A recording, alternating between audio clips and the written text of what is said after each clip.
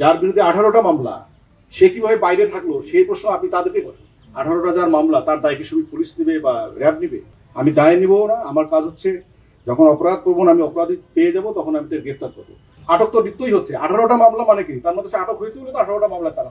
রাজধানীর সামনে centre for kidney disease and urology CKD হাসপাতালে চাঁদা দাবির ঘটনায় র্যাবের যৌথ অভিযানে র্যাব 2, 4 এবং 6 এবং র্যাব সদর দপ্তরের গোয়েন্দা শাখা সহযোগিতায় অভিযুক্ত প্রধান আসামি সহ 7 জনকে গ্রেফতার করেছে। 7 জনকে গ্রেফতারের নেতা মঈনুদ্দিন সহ 7 জনকে গ্রেফতার করতে সক্ষম হয়েছে র্যাব।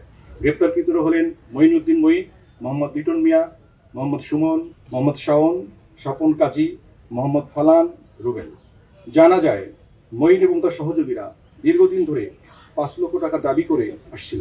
দাবিকৃত চাঁদা দিতে অপারগতা প্রকাশ করলে ভিকটিমকে বিভিন্ন ধরনের ভয়ভীতি এবং হুমকি প্রদান করে আসছে। গত 10 এপ্রিল শেরেবাংলানগর থানাধীন শ্যামলী 3 নম্বর রোডের বাসার সামনে এসে দরজা খুলতে বলে। ভিকটিম এর স্ত্রী দরজা খুলে দিলে প্রধান অভিযুক্ত আসামি মঈন তার কাছ থেকে 5 লক্ষ টাকা দাবি করেন।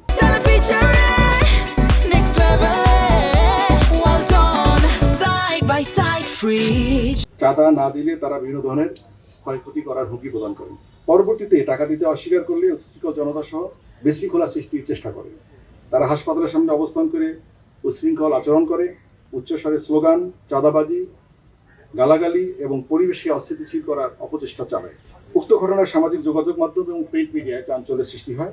বিষয়টি আমলে নিয়ে দ্রুততার সঙ্গে এই অভিযুক্ত ব্যক্তিদের গ্রেফতারের জন্য তৎপরতা চালায় এবং আমরা আজকে পুরো টিম গ্রেফতার করতে সক্ষম হই।